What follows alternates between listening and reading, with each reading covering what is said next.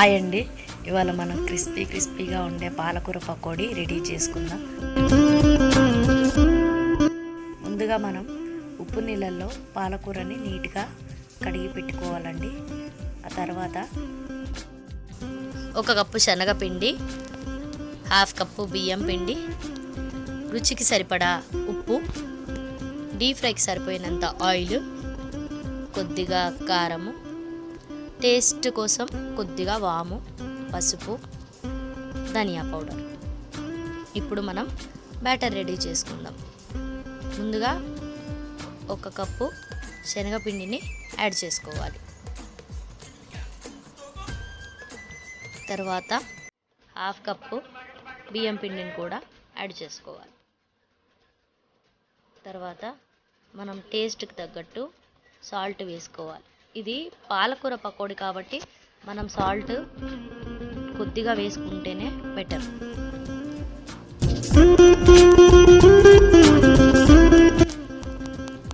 తర్వాత కొద్దిగా కారము,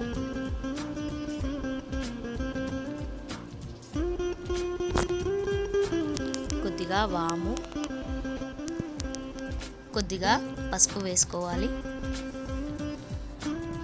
పసుపు వేసుకోవడం వల్ల కలర్ బాగా వస్తుంది. కొంచెం ధనియా పౌడర్ కూడా వేసుకోవాలి.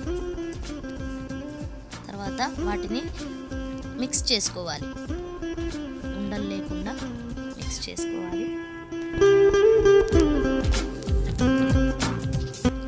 దాన్ని కొద్దిగా వాటర్ యాడ్ చేసుకుంటూ బ్యాటర్ రెడీ చేసుకోవాలి. మరీ పల్చగా కాకుండా, బజ్జీల పిండిలా కాకుండా కొద్దిగా గట్టిగానే బ్యాటర్ని రెడీ చేసుకోవాలి.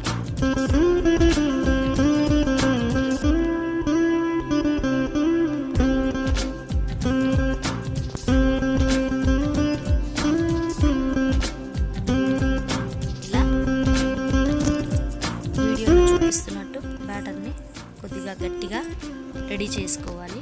దీంట్లో ఇప్పుడు మనం పాలకూర యాడ్ చేసుకుందాము. నీట్గా కడిగి పెట్టుకున్న పాలకూరని వాటర్ లేకుండా చూసుకోవాలండి. పాలకూర యాడ్ చేసుకొని దాన్ని కూడా మిక్స్ చేసుకోవాలి. ఇలా మిక్స్ చేసుకున్న తర్వాత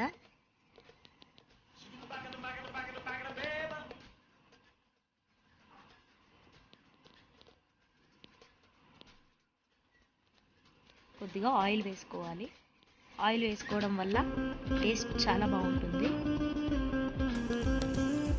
తర్వాత ఒక కడాయి పొయ్యి మీద పెట్టుకొని దాంట్లో ఆయిల్ వేసుకొని అది వేడిగా అయిన తర్వాత సిమ్లో పెట్టుకోవాలండి. మరీ వేడిగా ఫుల్ హై ఫ్లేమ్లో పెట్టుకున్నాం అనుకోండి తొందరగా కలర్ వచ్చేస్తుంది. అందుకే సిమ్లో పెట్టుకొని అది గోల్డెన్ బ్రౌన్ కలర్ వచ్చేంత వరకు ఫ్రై చేసుకోవాలి. ఇలా కొద్దిగా యాడ్ చేసుకుంటూ ఫ్రై చేసుకోవాలి. ఇలా బ్రౌన్ కలర్ వచ్చేంత వరకు ఫ్రై చేసుకొని తీసి పక్కన పెట్టుకోవాలి.